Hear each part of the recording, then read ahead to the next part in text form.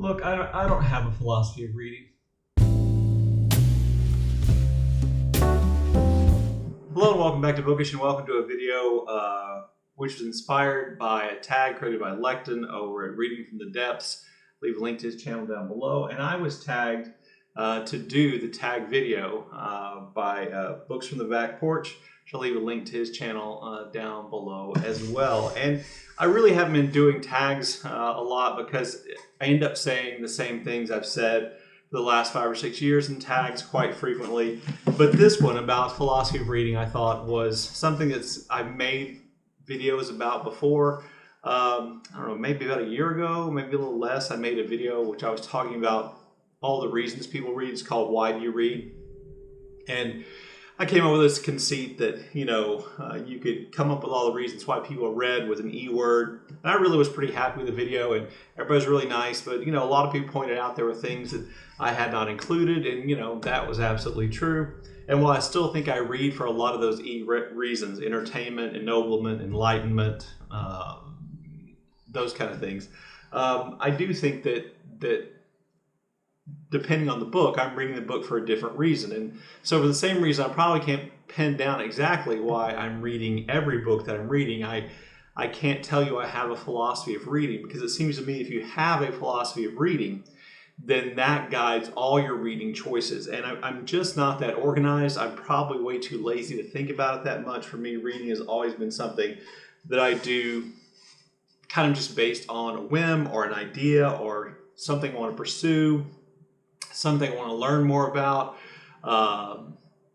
reading more books by writers I really like, that I love their books. And so that my reading is a little bit more haphazard than that. Having said that, there are also two things I think that probably drive my reading more than anything else. And one of those is something I've admitted here on BookTube many, many times, so much so that I sound like a born-again reader, I think, in terms of saying it. But one of the things I want to do with my reading is I want to expand the books I read.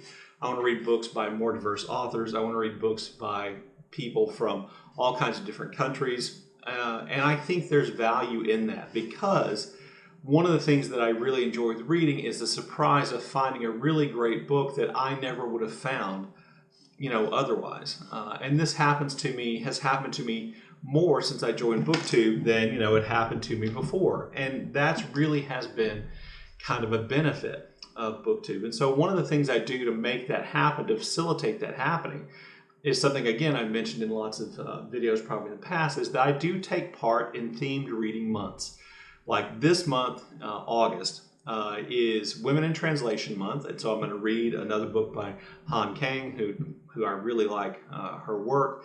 It's August, that's a new one, YA August, and I'm currently reading a YA book that to fit that. And it's also Faulkner in August, so I'm reading, which is a group and a month read along that I've been a part of from the beginning. So I'm reading Go Down Moses as a part of that.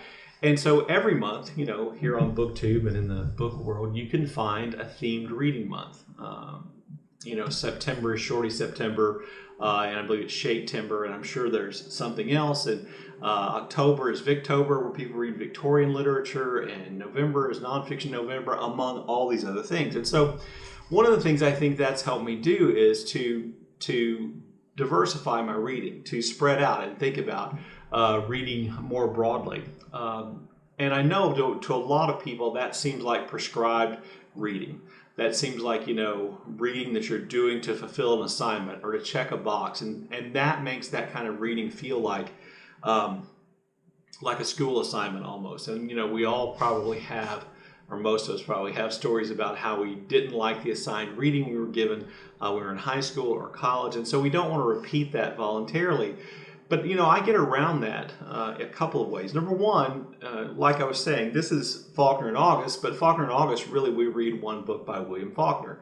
We read it as a group, there's a schedule, and to me, that's the kind of themed reading that works the best. So regardless of what the month is, like YA August, you're supposed to read a whole lot of YA books. I'm just going to read one. I haven't read a YA book in quite some time, so I thought, well, this is a good way to, get me to read a YA book. And so I'm I'm reading a YA book, just one.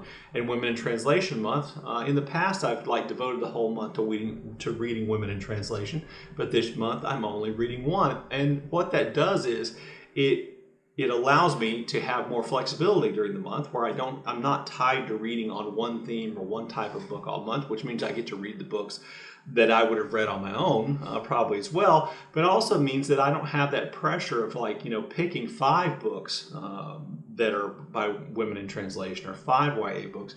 I can just try to find the one that fits my reading the best, fits my reading style, what I like in reading the best. And that really is something that I'm not sure that counts as a philosophy of reading, but reading broadly, reading widely, reading with intent, prescribed reading, whatever you want to call it, I see that as a benefit, and probably one of the things I credit BookTube with doing that changed and improved my reading life the most. The other thing I've realized, and this is something I've hinted at before, and I've kind of been wishy-washy about whether I care more about plot or character or writing. And one of the things that I will say is that I am seeking writing that moves me. I am seeking the actual words on the page, the writing that is attempting to achieve something beautiful, attempting to achieve something moving, attempting to achieve something that introduces new ideas through the writing, and that it's more than just a theme, it's more than just a plot or characters, that all those things are involved, but where the writing itself is absolutely beautiful. I think of Claire Keegan in this respect, and her short novel, that novella Foster, and how beautiful the prose there is there. And that's what I really love. If you're looking for something that gives me joy in my reading, it is what I consider to be great writing, brilliant prose. Those kind of things are the things that move me the most, the things that make me want to read more by that author. The thing that I get the most out of is, I think, just the great writing, that I get to read these books and appreciate the artistry of the author and the writing and the words on the page and the way they're arranged and the way they sound and the rhythm they have, and how one sentence flows into another. And I really appreciate authors who pay attention to all those things. So as a result, I think we all kind of accept that literary fiction is fiction written in which writing takes a, if not the most important role. The writing itself is a really important part of what makes literary fiction literary fiction. And so I read a lot of literary fiction, not exclusively. I read, like I said, I try to read more broadly. I've been reading Ursula K. Le Guin's work a little bit of time, sometimes in audiobook, sometimes in ebook form. I've expanded and thought about reading more horror, even though I've read just a little bit. I've thought about and have been reading fantasy. I read a dystopian novel, which, Station 11, which I don't really like. But it's that literary fiction and the writing that is such a key ingredient, I think, in making something a work of literary fiction that really moves me the most. So I don't know that any of that constitutes A, coherent thoughts, or B, a philosophy at all. But that's kind of why I read, what I'm trying to read, how I read, however you want to look at it. If you want to call that a philosophy, that's fine. I have a tendency to think that applying the term philosophy to the way I read means that I've devoted a lot of thought ahead of time into why I read and what my purposes are, and I promise you I haven't done that. That it is some kind of a combination of prescribed reading and then mood reading to a certain extent, or if you want to count among mood reading, reading authors that I love, reading one genre more than another. You can call that philosophy, whatever. Anyway, I'm now just rambling. I don't know that any of it made any sense, but I did want to do this because I do think this is an interesting topic. I do think it's one of those things that we kind of all maybe have a little interest in about one another and what we get from reading, what we're looking for from reading, and why we read. Anyway, there you go. If you have comments, thoughts, please leave those in the comment section down below. And as always, thank you for watching.